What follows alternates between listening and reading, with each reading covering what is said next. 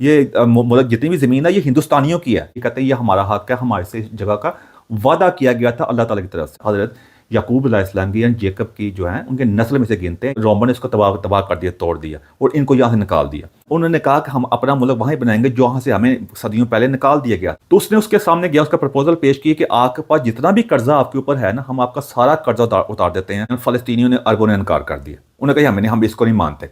यहूदियों ने बात मान ली। इसराइल ने अपने आज़ाद मुल्क का ऐलान कर दिया। उस वक्त जो ब्रिटिश जो थे वो सुपर पावर थे। इस वक्त अमेरिका सुपर पावर है। पाकिस्तान, इंडिया को भी इसी वजह से वहाँ पे आज़ादी मिली। वो इस आज़ादी नहीं मिली थी। रोथस्चाइल्ड फैमिली वो है दुनिया की अमीर तीन फैमिली में आते हैं। जिस तरह DHA पे कब्जा किया गया जो उस एरिया पे, वो समझ लें आप। मैं बता दूं कि मुझे इसराइल फ़लस्तीन जो है इसमें 2 मरतबा जाने का मौका मिल चुका हुआ है।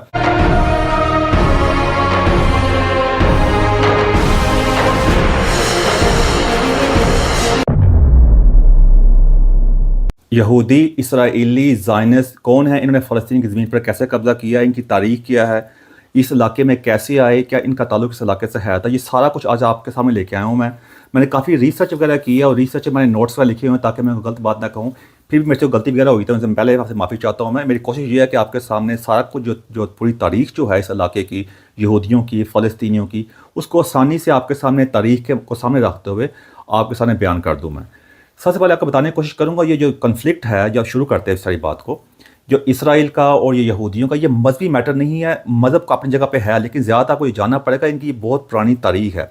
जो तरीक़ जो इस तरह कहती है कि जो ये जितने भी यहूदी हैं जो वहाँ पे रह रहे हैं, ये अपने आप को इसराइलाइट्स कहते हैं। इसराइलाइट इस चक्कर में कहते हैं कि या इस लिहाज से कहते हैं कि अपने आप को हज़रत याकूब अलैहिस्सलाम की औलाद में से कहते हैं। ये यानी ये उनकी नस्ल से हैं। अगर आपको तरीका पता है, अगर आपने अच्छी तरह मज़हब के बारे में अच्छी तालीम हासिल की हुई है या अच्छी तरह पढ़ा हुआ है, और पता है याकूब अलैहिस्सलाम का जो लक़ब आया था वो इसराइल आया था, इसलिए ये अपने आप को इसराइलाइट्स कहते हैं, यानी हज़रत याकूब अलैहिस्सलाम की नस्ल। तो इसराइलाइट्स का मतलब ये बनता है। इसलिए ये अपने आप को कहते हैं कि ये ज़मीन जो है ये हमारी है। ये इस ज़मीन को आपको सुना होगा, अपने आप को प्रॉमिस लैंड कहते हैं। मैं आगे जाके आपको आहिस्ता से स्ट्रक्चरली तौर पर बताने की कोशिश करूँगा कि ज़ायनिज़्म क्या है, ज़ायनिस्ट वगैरह कैसे चक्कर है। ये मैं आपको तारीख़ के, आप कह सकते हैं, एक सफ़र से लेकर चलूँगा आहिस्ता आहिस्ता, फिर आपको एंड के आज के दौर में ले आऊँगा। ये सारा कॉन्फ्लिक्ट आपको समझने में आसानी होगी। ये भी इसको आप अच्छी तरह जानेंगे ताकि आपका ज़हन इस पर में क्लियर हो। सबसे पहले आपको जानना पड़ेगा कि ये यहूदी जो हैं ये इस जगह को प्रॉमिस लैंड कहते हैं, यानी ये वादा किया हुआ है। प्रॉमिस लैंड क्यों कहते हैं? वो कहते हैं कि इस जगह का वादा अल्लाह ताला ने, गॉड ने हज़रत इब्राहीम अलैहिस्सलाम से किया था कि ये प्रॉमिस लैंड है तुम्हारे लिए। तो इसलिए इसको प्रॉमिस लैंड कहते हैं। ये कहते हैं ये हमारा हक है, हमारे से इस जगह का वादा किया गया था अल्लाह ताला की तरफ से। तो ये आपकी बात है। उसके अलावा इनका ये जो अपने आप कहते हैं कि ये डिसेंडेंट हैं, ये अगर आप इनकी तारीख़ के बारे में पढ़ें इस लिहाज से, तो ये हैं अपने आप, ये औलाद कहते हैं हज़रत इब्राहीम अलैहिस्सलाम की। उसके बाद फिर हज़रत इसहाक़ अलैहिस्सलाम, फिर हज़रत याकूब अलैहिस्सलाम, यानी इब्राहिम है, फिर आइज़क इंग्लिश में जैसे कहते हैं, फिर जेकब। इसलिए यहाँ से ये बात चलती है। उसके अलावा मैंने बता दिया कि ये सारा कन्फ्लिक्ट जो शुरू हुआ हज़रत ईसा अलैहिस्सलाम की पैदाइश से, आप कह सकते हैं 1000 साल पहले का ये सारा कन्फ्लिक्ट शुरू होया हुआ था। और उसके बाद ये यकीन करते हैं, जिसे मैंने पहले बताया, कि ये प्रॉमिस लैंड है इनके लिए और ये इनसे इस जगह का वादा किया गया था। अब इस जगह पर जिन दो जो मशहूर बादशाह, जो आप कह सकते हैं किंगशिप, जिन्होंने यहाँ भी हुकूमत की है, उसमें जो है एक है हज़रत दाऊद अलैहिस्सलाम, जिसे डेविड कहते हैं, और हज़रत सुलेमान अलैहिस्सलाम। तो हज़रत सुलेमान अलैहिस्सलाम ने वहाँ पे आपका जो टेम्पल बनाया था, जिसे हैकल सुलेमानी भी कहते हैं, जो बड़ा मशहूर है। अगर आप ऑनलाइन वीडियो वगैरह चेक करें, मैं बता दूं कि मुझे इसराइल फ़लस्तीन जो है इसमें 2 मरतबा जाने का मौका मिल चुका हुआ है। इसलिए मैं आम बंदे से ज़्यादा, मैं बड़े आजिज़ाना तरीके से कहूँगा, हम्बल तरीके से, उनसे ज़्यादा मेरा नॉलेज है, क्योंकि मैं यहाँ गली मोहल्लों में जाके फ़लस्तीनी इलाकों में भी और इसराइली इलाकों में जा चुका हूँ। मुझे इस इलाके ज़्यादा पता है। अगर आप देखेंगे जो यहूदी बात कर रहे थे ना जिस दीवार के साथ, उन्हें वही एरिया है। तो हैकल सुलेमानी जो है हज़रत दाऊद अलैहिस्सलाम ने वहाँ बनाया था। उन्होंने यही कहा था कि ये हमारी जगह है, हमें यहाँ निकाला गया था। अब बात बनती है कि ये इनको यहाँ निकाला कैसे गया, इसकी पूरी तारीख पीछे क्या है। अब आपको अभी तक ये समझ आ गई होगी कि अपने आप को ये प्रॉमिस लैंड क्यों कहते हैं, नंबर 1। दूसरी बात, ये अपने आप को इसराइलाइट्स क्यों कहते हैं, यानी इसराइल का लफ्ज़ ये क्यों इस्तेमाल करते हैं, क्योंकि ये अपने आप को हज़रत याकूब अलैहिस्सलाम की यानी जेकब की जो है उनके नस्ल में से गिनते हैं, इसलिए इस इलाके को अपने आप को इसराइली कहते हैं। जूविश जो है वो जो है वही जो वो अपने मज़हब के लिहाज का पता है। ये मज़हब के बारे में ज़्यादा डिटेल में जानना नहीं चाहता, आप उसको अच्छी तरह जानते हैं, हर बंदा जानता है। तो जब ये पहले के वहाँ के रहने वाले हैं, जब वो वहाँ रह रहे थे, लेकिन उसके बाद यहाँ पे इन्वेजन बहुत ज़्यादा हुई थी। इन्वेजन का मतलब ये इस इलाके पे हमले वगैरह बहुत ज़्यादा हो गए, जिस तरह अक्सर आजकल डिफरेंट इलाकों पे, जैसे हमारे पाकिस्तान जो हिंदुस्तान का सारा एरिया जो है, यहाँ पे काफ़ी अरबों ने भी हमले किए, मुगलों ने किए, और भी यहाँ ब्रिटिश बाद में आए। इस तरह यहाँ पे बड़े हमले हुए। हमले की थोड़ी तरीके बता देता हूँ, ये किन किन मतलब है ईरास के अंदर हुए, किन सालों में हुए। सबसे पहले जो यहाँ पे हमला हुआ था वो 722 722 BC, यानी BC का मतलब है कि हज़रत ईसा अलैहिस्सलाम की पैदाइश से 722 साल पहले हमला हुआ। उसके बाद 598 फिर जो ईस्वी में हुआ, 598 ईस्वी में हुआ, वो बैजेंटाइन जो है, जो है थे, जो बेबीलोन सॉरी है थे, उन्होंने हमला किया। फिर 539 BC में हमला हुआ उसके ऊपर, जो पर्शियन एम्पायर जो इस वक्त ईरान का एरिया वो जो पर्शियन होता था, फिर उन्होंने इनके ऊपर इस तरह हमला किया यहाँ पे आके। उसके बाद 63 यानी आप कह सकते हैं 63 BC, वहाँ पे रोमर्स ने यहाँ पे हमला किया। तो जो आखिरी हम जो हमला आया था वो 1517 में हुआ था, यानी आज से 600-700 साल पहले, वो उस्मानिया सल्तनत यानी ओटोमन्स ने किया था। जो अब यहाँ रोमन्स वाले ने हमला किया था यहाँ पे आकर, तो यहाँ पे इन्होंने उसके रोमन से हमला करने के बाद जब उन्होंने यहाँ पे यरूशलेम पे सारा कब्जा कर लिया था, जो आज जो इस समय यरूशलेम का एरिया है, रोमन ने यहाँ पे उन्होंने यहाँ की ईंट से ईंट बजा दी थी रोमन्स ने यहाँ पे आके। उसके बाद यहाँ के जो लोकल जो इसराइली जो आप जिनको आप जूश कहते हैं, जो यहाँ रह रहे थे, उन्होंने उसके खिलाफ बगावत वगैरह की, उसके ऊपर लड़ने की कोशिश की, लेकिन रोमन्स की जो एम्पायर है थी, दुनिया की आप कह सकते हैं ग्रेटेस्ट एम्पायर है, आपको पता है ये रोमन्स ही जिन्होंने इंग्लैंड वगैरह को कब्जा वगैरह भी किया हुआ है। उनकी सल्तनत दूर तक फैली हुई थी, अगर आप उसके बाद तरीक जाने, ये जो इस वक्त इस्तांबुल वगैरह भी है, ये भी उन्हें कब्जे में होता था। तो इन्होंने उनके खिलाफ मतलब कोशिश तो की बगावत वगैरह करने की, लेकिन कामयाब नहीं हो सके, और रोमन्स ने उसी वजह से वहाँ पे जो हैकल सुलेमानी था, जो टेम्पल हज़रत सुलेमान ने बनवाया हुआ था अलैहिस्सलाम ने, इन्होंने उसको रोमन ने उसको तबाह कर दिया, तोड़ दिया, और इनको यहाँ से निकाल दिया, और यहाँ से इसी वजह से यहाँ से निकलने में मजबूर हो गए। तो अगर ये जो तरीका है, पहले आपको पता चल गया ये अपने आप को इसराइली क्यों कहते हैं, अब आपको पता चलेगा यहाँ से ये अपने ये इस एरिया पे इनके काफ़ी ज़्यादा इनके बेचारों पे हम इनके ऊपर भी बहुत हमले हुए हैं। बेचारे में इसलिए कह रहा हूँ कि ये इंसान भी हैं भाईजान, अच्छे बुरे लोग हर जगह होते हैं, इसलिए मैं इसको ज़्यादा इसमें जज्बाती होने की जरूरत नहीं है, मैं आपको तरीक से लेके गुजर रहा हूँ। मैं इस पर काफ़ी सल्तनतों ने हमले किए, उस वक्त ऐसे ही होता था ना, अब तो यूनाइटेड नेशन बन गई हुई है, तो काफ़ी जब हमले हुए तो इस तरह वहाँ से निकलने पर मजबूर हो गए। उसके बाद आते हैं कि यहाँ पे जब फिर ये सारा थोड़ी सी तारीख है, ये कैसे यहाँ पे फिर ये जब यहाँ से निकले मजबूर हो गए, ये पूरी दुनिया में हर जगह फैल गए, जहाँ जहाँ जिसको जो चांस मिला अपनी फैमिली को लेकर चले गए। तो कब कोई कहाँ यूरोप की तरफ चला गया, कोई कतर अफ्रीका की तरफ चले गए, फिर एशिया की तरफ, जहाँ जहाँ मतलब इनको चांस मिला वहाँ चले गए। तो ये थोड़ी तारीख इनके फिर आ गई। अब आते हैं 18वीं और 18th और 19th सेंचुरी में आते हैं, कि अब थोड़ा सा आगे आते हैं कि बाद में छपी कहाँ रहे। उसके बाद जब अगर देखा जाए तो किन किन मुल्कों में फैले हुए थे, थोड़े से मुल्कों 4-5 मुल्कों के नाम बता देता हूँ मैं, उसमें पता चल जाएगा आपको किन किन मुल्कों में कितनी कितनी देर रह रहे थे। अगर पोलैंड देखा जाए, पोलैंड के अंदर उस वक्त 19th सेंचुरी के अंदर 3 लाख यहूदी रह रहे थे, और रशिया के अंदर 2.5 मिलियन रह रहे थे, यानी आप कह सकते हैं अराउंड 25 लाख। यूके के अंदर भी उस वक्त रह रहे थे, यानी ब्रिटेन का एरिया जो ब्रिटिश एरिया था, यहाँ पे 300,000 यानी 3 लाख यहूदी रह रहे थे। जर्मनी के अंदर भी 500,000 5 लाख यहूदी रह रहे थे। वहाँ भी इसे पता है जब हिटलर ने वहाँ पे आके इनका जीना हराम कर दिया था, इनको काफ़ी कुछ कहा था। फिर उस वक्त वहाँ पे एक ऑस्ट्रिया जो कंट्री है, जो यूरोप का कंट्री है, वहाँ पे एक जर्नलिस्ट जो सहाफ़ी कहते हैं, 1891 के अंदर, वो आज से काफ़ी देर पहले, उसका नाम था थियोडोर हर्जल। वो पेरिस आया क्योंकि उसके जिस ऑस्ट्रिया के अंदर जहाँ वो रह रहा था, वहाँ भी यहूदियों के खिलाफ ज़मीन तंग थी, लोग उनसे नफरत करते थे, उनके खिलाफ जो कहते हैं जो एंटीसेमिज़म जो है लफ्ज़ इस्तेमाल करते हैं इनकी यहूदियों के खिलाफ, वो नफरत थी। तो वो वहाँ छोड़ के पेरिस वगैरह में आए ताकि देख सके यहाँ पे कैसे हालात हैं। तो यहाँ भी इसको ये कुछ देखने का मौका मिला कि यहाँ भी हालात उस तरह के इतने फेवरेबल नहीं हैं। तो जो थियोडोर जो हर्जल था, उसने फैसला किया कि यहाँ पे ऐसे हम ज़्यादा देर चल नहीं सकते, हमें एक अपना अलहदा मुल्क चाहिए। उसने अलहदा मुल्क के लिए फिर उसने अपनी तंजीम बनाई, जिसको उसने ज़ायनिज़म ऑर्गेनाइजेशन का या कांग्रेस का नाम दिया। तो ये ज़ायनिज़म, अब तीसरी आपको बात पता चल गई कि ज़ायनिज़म जो है, ज़ायनिस्ट जो है, जो अक्सर हमारे लोग मौलवी वगैरह इस्तेमाल कर रहे होते हैं, पता उनका तरीका कोई नहीं होता, बस जितना बाकी इस्तेमाल कर रहे होते हैं। आज उस बारी वीडियो नहीं है, लेकिन साथ मैं आपको बताने की कोशिश कर रहा हूँ मैं। फिर उसने वहाँ पे काफ़ी लोगों को इकट्ठा वगैरह किया कि उसने कहा कि हमें एक अपना मुल्क चाहिए। उसके लिए इसने ऑर्गेनाइजेशन का ज़ायनिज़्म का कहते हैं बुनियाद रखी। लेकिन आपकी इतला के लिए अर्ज़ है कि इंटरेस्टिंग बात इसके अंदर ये कि जो यहूदी है, जो मजहबी लोग थे, उन्होंने इसका रिजेक्ट किया। उन्होंने कहा हमें नहीं इस तंजीम का हिस्सा बनना, और ये हमारे से कोई तल्लुक़ नहीं है। ये आपकी इतला के लिए अर्ज़ है। उसके बाद जब उसने वहाँ पे अपना इजलास वगैरह बुलाने की कोशिश की तो जो वहाँ के लोकल बंदे उनको इजाज़त नहीं दी। तो पहला इजलास जो इसका है था वो स्विट्ज़रलैंड में हुआ उस वक़्त। जब वो स्विट्ज़रलैंड में वहाँ इजलास वगैरह हुआ उसमें तकरीबन 200 बंदों ने 200 बंदों ने वहाँ पे शिरकत की और उस इजलास के अंदर ये फैसला हुआ कि हमें अपना मुल्क चाहिए, हम एक अपने मुल्क की बुनियाद रखेंगे। और उन्होंने कहा कि ये मुल्क कहाँ बनाया जाएगा, उस जगह फैसला करना था उन्होंने।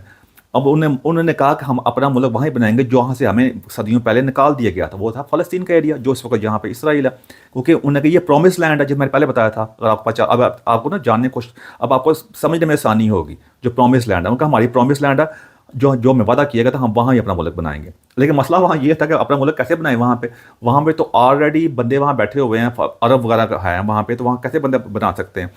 तो उन्होंने फैसला किया कि और उस वक्त जब आप 1890 सेंचुरी की मैं बात कर रहा हूँ मैं, उस वक्त वहाँ पे उस्मानिया सल्तनत की हुकूमतें थी। सुल्तान जो आता जो खिलाफत के बारे में आप पता ही इस बारे में, तो उनकी हुकूमत थी और सारा एरिया उनके उनके कब्जे के अंदर आया था। तो फिर ये थियोडोर हर्जल जो है उसने 1896 यानी 1896 में इस्तांबुल गया वहाँ पे, और जाके वहाँ से सुल्तान से बात कर सके और अपने हालात देख सके कि क्या इस बारे में क्या डील हो सकती है। उसे सुल्तान से पहले मिलने की कोशिश की, मिलने में कामयाबी नहीं इतना हो रहा था, लेकिन फिर भी उसको मिलने का मौका मिला सुल्तान से। उस वक्त वो आप सुल्तानिया सल्तनत जो है उस्मानिया सल्तनत जो है अपने आखिरी दमों पे आई पड़ी थी। वो पे आगे जब पता चलेगा आपको कि मतलब उनके पास कर्जे बहुत ज़्यादा थे, वो अपनी जो याशी वगैरह में लगे हुए थे। कोई इतनी सल्तनतें दुनिया में आई हैं, उन पर अरूज भी है, जवाल भी है। जवाल भी एक वजह आपके सामने है, जिस तरह ब्रिटिश भी हैं आपके सामने जिन्हें हमारे इलाके पर कब्जा किया। तो उसने उसके सामने गया, उसका प्रपोजल पेश किया कि आपके पास जितना भी कर्जा आपके ऊपर है ना, हम आपका सारा कर्जा उतार देते हैं। आपकी सल्तनत के बादशाह जितना भी कर्जा है हम आपका कर्जा उतार देते हैं। उसके उसके अवज़ आप हमें ये फ़लस्तीन का जो एरिया हमारे हवाले करें, हम इसको खुद मैनेज करेंगे। तो उनका पूरी उम्मीद थी कि इतनी बड़ी ऑफर है कर्जा उतारने की, तो जो सुल्तान साहब है वो तो मानने के लिए कि उन्होंने मजहबी एलिमेंट को सामने रखते हुए उन्होंने इस चीज़ से सुल्तान उन्होंने कहा कि मेरे मौलवी में खिलाफ ही ना हो जाए।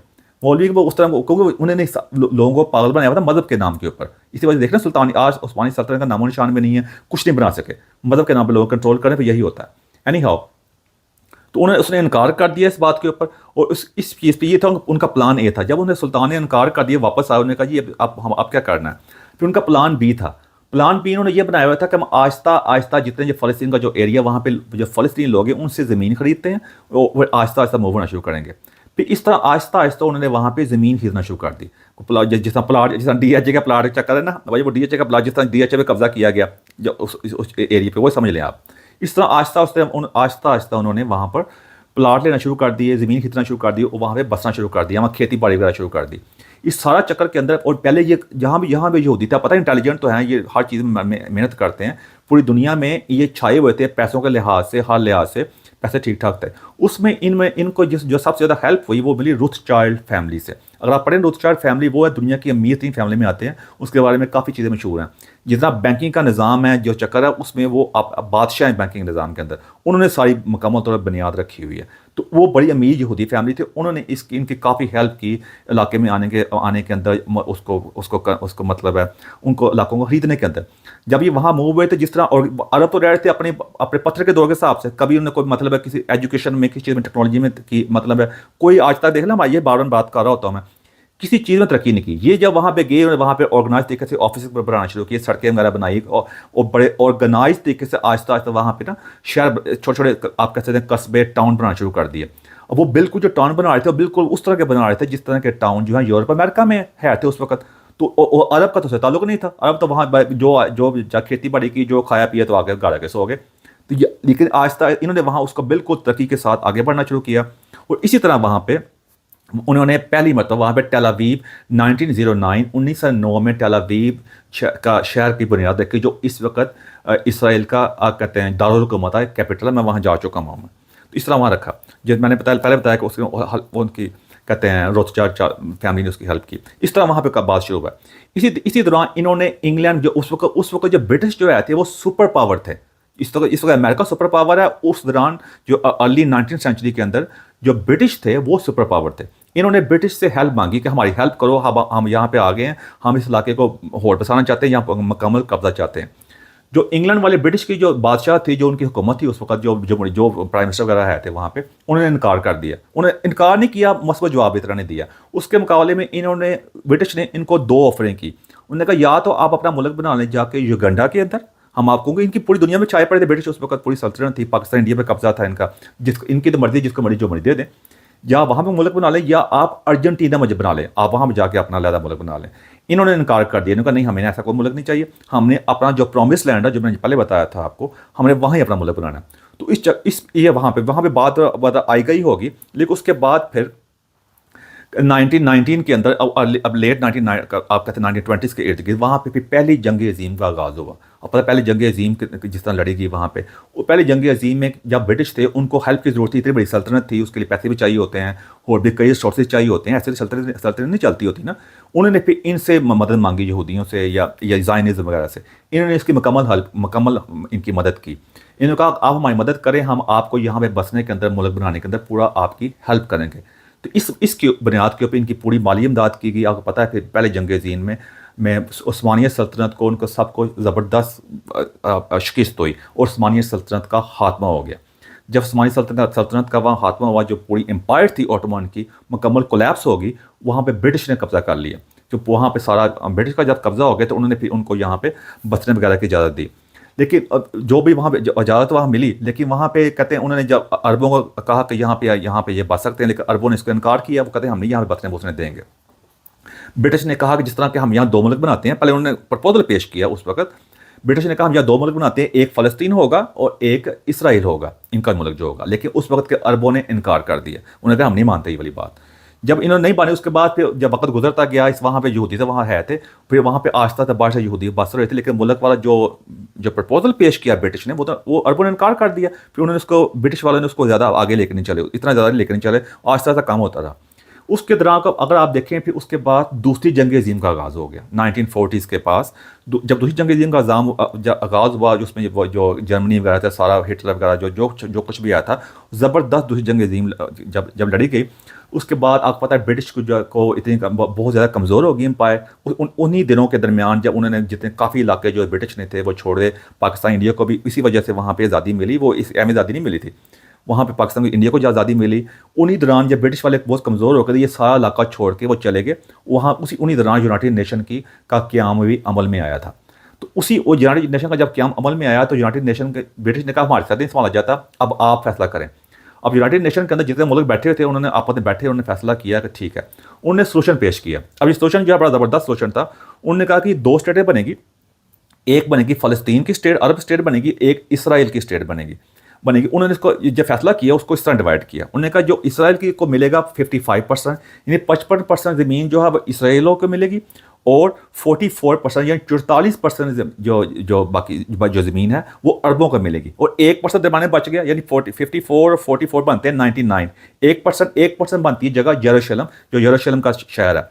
उन्होंने कहा उसके ऊपर इंटरनेशनल जो होगा वहाँ पे कंट्रोल होगा, वहाँ की इंटरनेशनल फौजी जो होगी उसको कंट्रोल करेंगी, क्योंकि वहाँ पे यहूदी कहते हैं हमारा, फ़लस्तीनी कहते हैं हमारा, तो इस वजह से उन्होंने कहा ज़्यादा लड़ाई ना हो तो ऐसे करेंगे।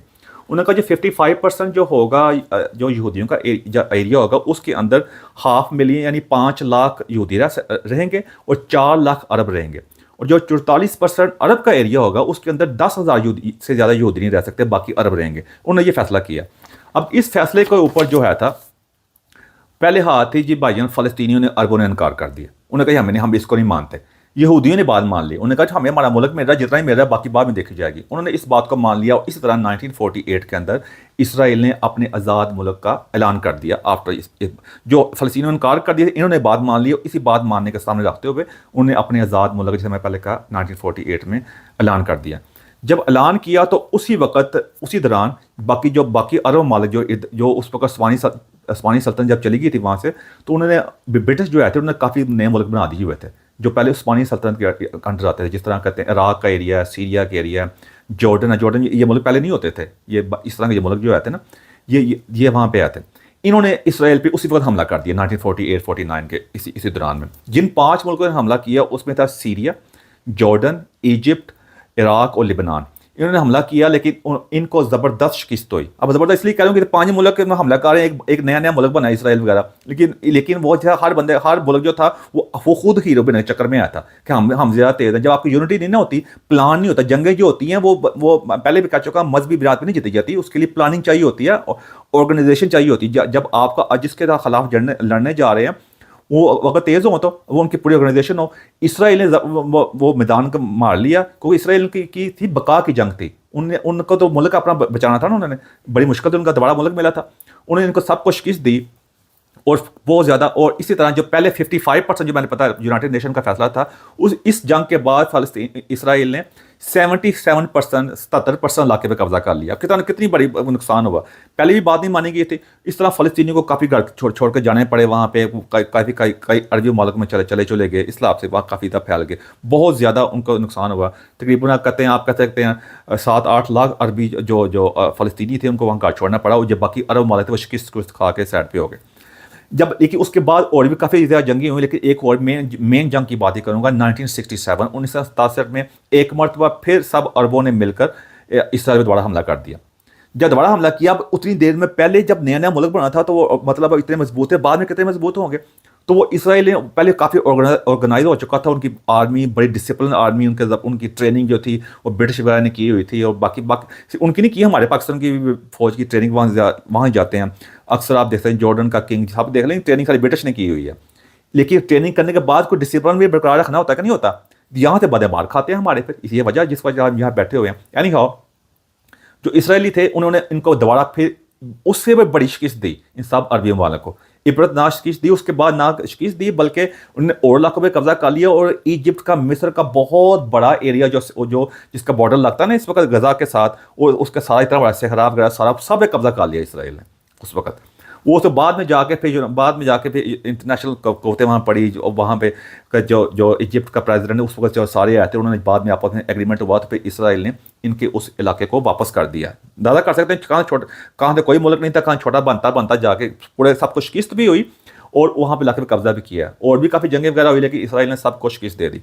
और इस तरह ये सारा जो इलाका था, यहाँ बाकी सारे लोग भी यहाँ पे आना शुरू हुए। जब इसराइल वहाँ बन गया तो इसराइल ने अपनी पार्लियामेंट में एक लॉ पास किया, लॉ ऑफ रिटर्न, कि कोई भी यहूदी दुनिया में कहीं भी रह रहा है वो किसी भी वक्त यहाँ पे आ सकता है, उसको वहाँ की नेशनलिटी मिल जाएगी।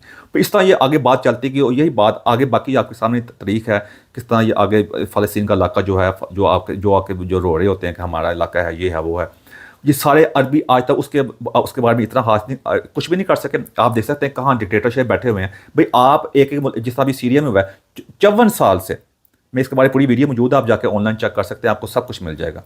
54 साल से ये बशर अल असद की फैमिली वहाँ बैठी हुई थी सिर्फ, और खुद मुल्क को सारा किस मुकाम में पहुँचाया हुआ था। आप देख सकते हैं साथ ही है ना, मुल्क किस मुकाम में खुद किस तरह की लेविश लाइफ गुजार रहे थे। मतलब है इनका लाइफस्टाइल चेक करें, कितनी तस्वीरें बाहर आई हैं। 54 साल में जाके इसराइल को आज़ाद नहीं करा सके। वहाँ फ़लस्तीन इतनी बड़ी बड़ी बातें करते हैं, वो क्या अपने लोगों को दबा कर रखा हुआ था, अपने खिलाफ जो बात करता है उसको फारग करें। साथ इराक को चेक कर लें, वहाँ में सद्दाम हुसैन बैठा हुआ था, वो भी ये देख लें, जहाँ कब्जा करके बैठा हुआ एक बंदा बैठा, वो 50-50 साल जाने का नाम नहीं ले रहा। वो जॉर्डन चेक कर लें, वो अपना वो कहते हैं कि हम बादशाह किसने बनाया उनको, वो कहते हैं कि हमारा ताल्लुक जो है वो डायरेक्ट हम डिसेंडेंट हैं हमारे हज़रत मोहम्मद सल्लल्लाहु अलैहि वसल्लम की औलाद में से हम। वो भी बादशाह बनाने वाले ब्रिटिश काफर हैं, वो अपने का बस मदद के नाम के ऊपर उनका भी लाइफस्टाइल चेक कर लें आप, लेबनान चेक कर लें आप जाके, वहाँ भी जो कुछ हुआ हिजबुल्ला वगैरह बैठे हुए थे, वहाँ मदद के नाम के ऊपर चेक कर सकते हैं आप तुर्की चेक कर सकते। तुर्की ने अपनी तजारत इसराइल के साथ पूरी रखी है। वो दिखाने को उर्दुवान साहब बड़ी बड़ी बातें करते हैं, लेकिन पीछे बात का पता ही है, उसने मदद के नाम पर जो तुर्की का हाल कर दिया। ये मैं अगर नाम लेता जाऊँ तो आपके सामने सऊदी अरब किस तरह का आता आप देख सकते हैं। ये चीज़ें आपके सामने, इस पर थोड़ा सा आपको बता दूं, थोड़ा सा ऐड कर दूं कि देखें फिर लोगों की इनकी कब्जा ज़मीन ने कब्जा किया। देखें भाईजान, हिंदुस्तान जो था, हिंदुस्तान दुनिया की सबसे पुरानी तहजीब है, ये बड़ा पुराने हैं। यहाँ पे मुगलों ने हुकूमत की, अरबों ने हुकूमत की, फिर ब्रिटिश भी आए, फिर उन्हीं की ज़मीन पे कब्जा करके उन्हीं की ज़मीन को काट के पाकिस्तान मुल्क बनाया गया। जो देखा जाए तो ये मुल्क जितनी भी ज़मीन है ये हिंदुस्तानियों की है, जिसमें से बाद में भाई इंडिया बनाया, कहते हैं पाकिस्तान बनाया गया, बांग्लादेश बनाया गया, उसमें से फिर नेपाल बनाया गया। ये सारे मुल्क जो बनाए गए, जो मुल्क सारे बनाए गए हैं, इसी तरह के मुल्क जो हैं, इसलिए जाके इसराइल ने जहाँ वहाँ पे अपनी ज़मीन वापस गए ना, ये मैं बताने का, मैं जस्टिफाई करने की कोशिश नहीं कर रहा, मैं आपको बताने की कोशिश कर रहा हूँ कि जो कहते हैं जो तारीख है ना, आप उसको पढ़ने की कोशिश करें तो ऐसा ही होता है। अब जिस इलाके में तुर्की ने कब्जा किया, इनका अपना, इनका अबाउजदाद का, ये भी वहाँ से उठ के आए, यहाँ पर जंगें लड़ी तो जाकर कब्जा कर लिया। इस तरह बाकी भी यहाँ पे दुनिया की जितनी भी सल्तनतें बनी हैं ऐसे बनी हैं सारी जाके। तो इस तरह ये मेरे आपको बताने का था मकसद ये था कि ये सारी की तारीख जो है इसी वजह इस तारीख में आए हुए हैं। आज के दौर में हम यहाँ आ चुके हैं, क्यों इसराइल जो है इतना पावरफुल है। हम उनके खिलाफ जाके एहतजाज कर रहे होते हैं जाके कि हम ये कर देंगे, हमारे पूरी दुनिया में हमारे मुझे मुस्लिम मालिक हैं, वो एहतजाज कर रहे होते हैं। वो यहूदी से नफरत, हमें बचपन से पढ़ाया गया यहूदी से नफरत है, ये इंडिया का हमारे दुश्मन है, यहूदी हमारे दुश्मन है। बस इतना कह के हम और नारे लगा दो सड़कों पर आके, तोड़ फोड़ करते रहो।